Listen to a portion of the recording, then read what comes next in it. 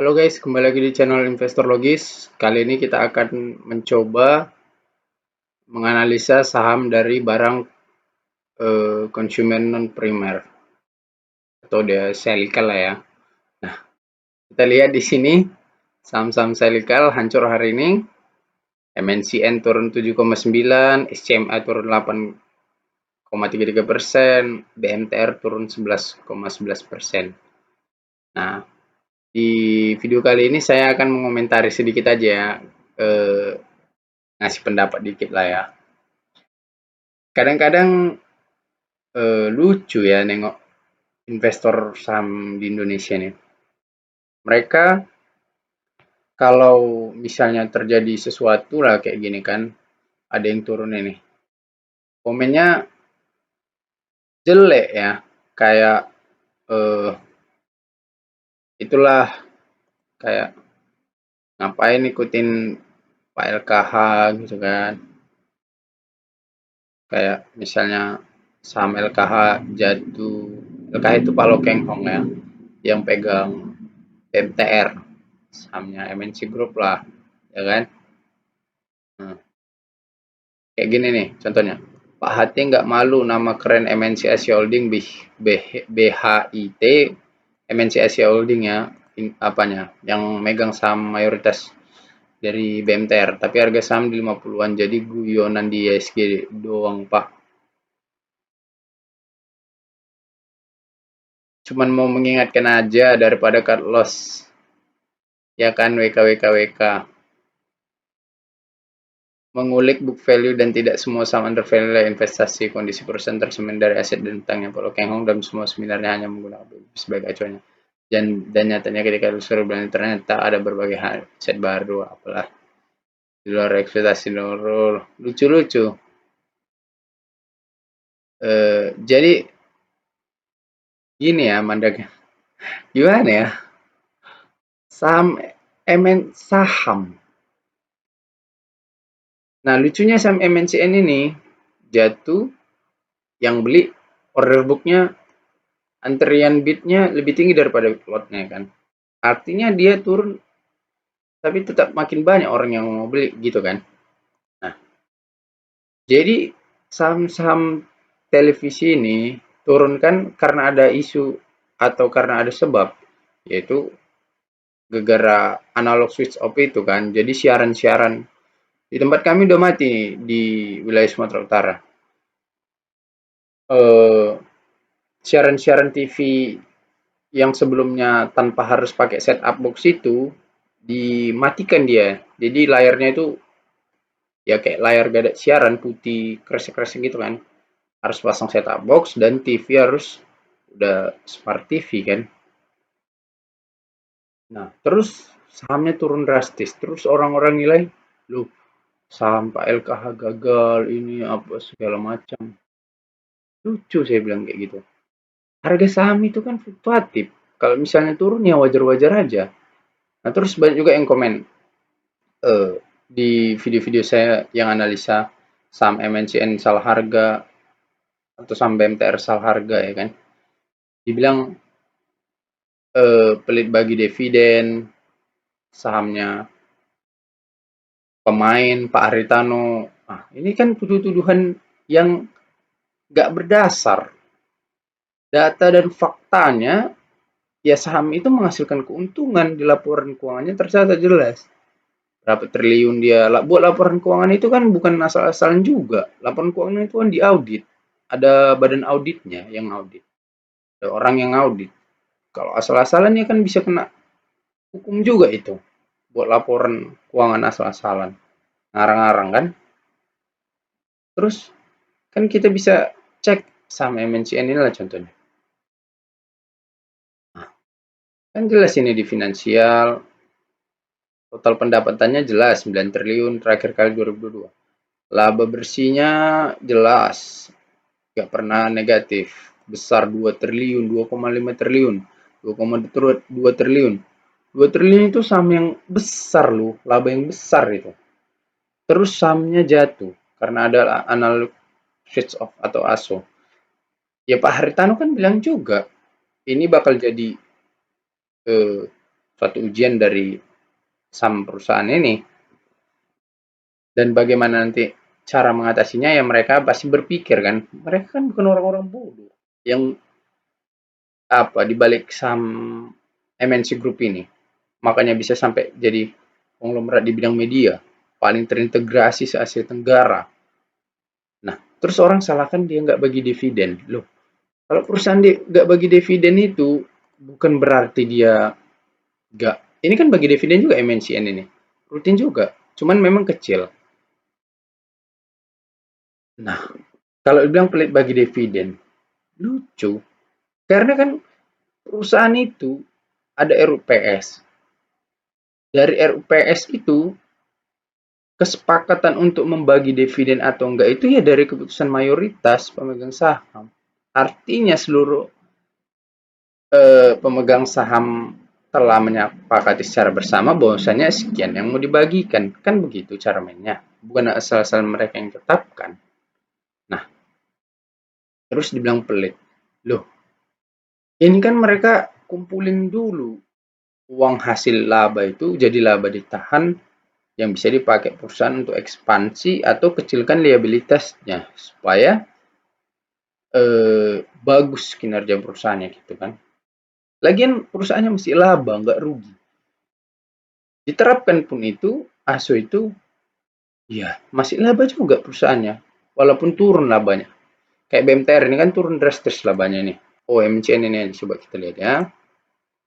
Nah, jadi 139 miliar kuartal 2, yang sebelumnya 584 atau 793. Terus kita beranggapan bahwasanya saham ini akan kiamat, akan ke 50 atau gocap. Ya lucu aja sih menurut saya. Kenapa gitu ya kan? Penilaian kita itu semudah gitu terpengaruh oleh satu isu. Kalau kita mau eh apa ya?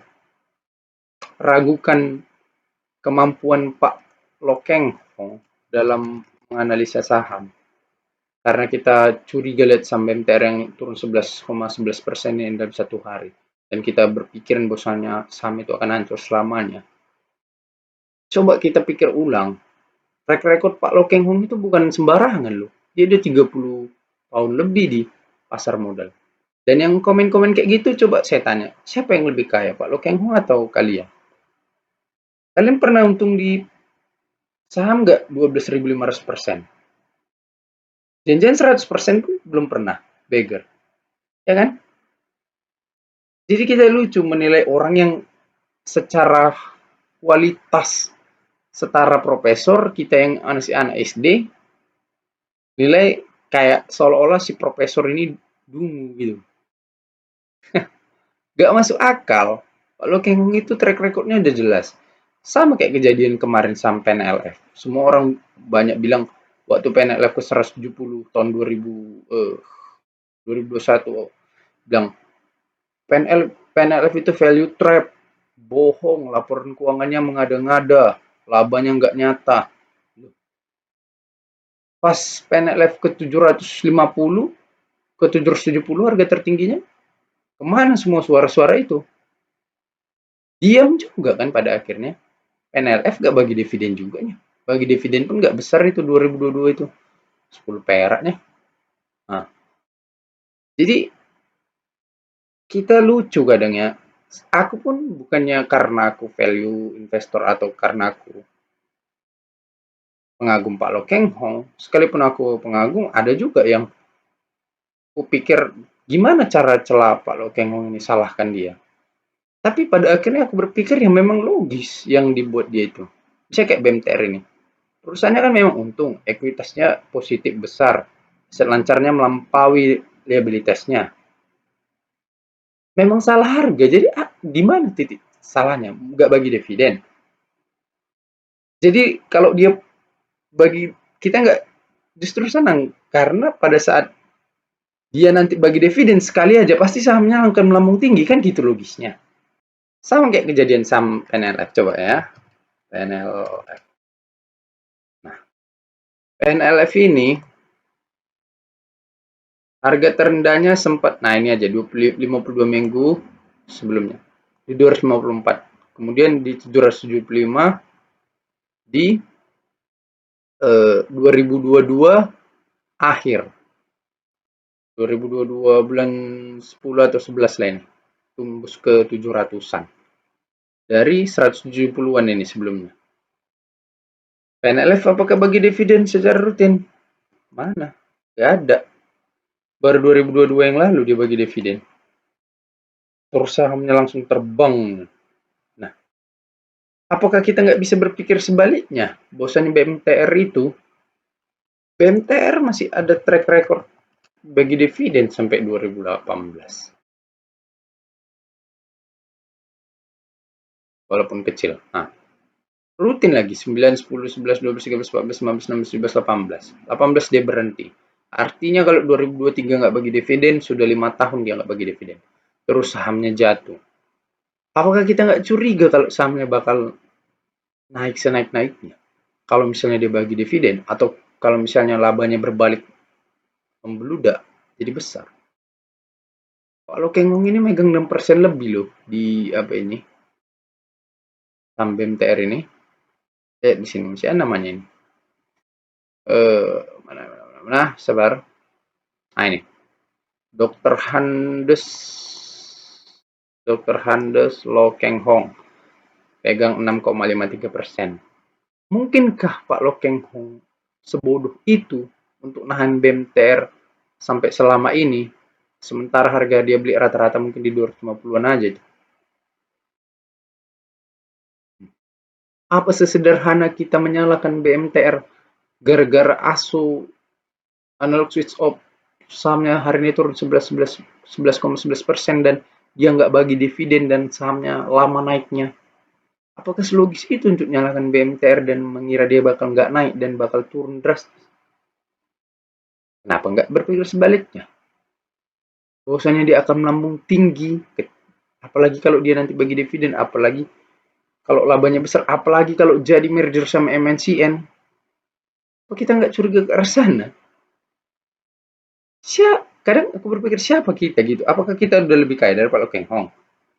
Pasti dia melihat detail analisa yang nggak bisa kita lihat, atau dia mendengar informasi yang nggak kita dengar. Pasti itu udah pasti. Pak Keng Hong itu kan namanya di dunia saham legend, bukan kayak siapa kita gitu. Kalau mau saya salahkan saham BMTR gara-gara ini, gara-gara itu, saya salahkan MNC Group gara-gara bagi dividen, gara-gara kecil, gak nyata, trap, apa segala macam, gak logis menurut saya. Karena kalau kita lihat dari kualitas keuangannya memang bagus. Kalau misalnya kita lihat saham BMTR, berapa dia pernah harga tertinggi? Nah, di 2013 dia pernah sampai 2.600-an. Kalau dia balik ke harga tertingginya ini, untung berapa persen?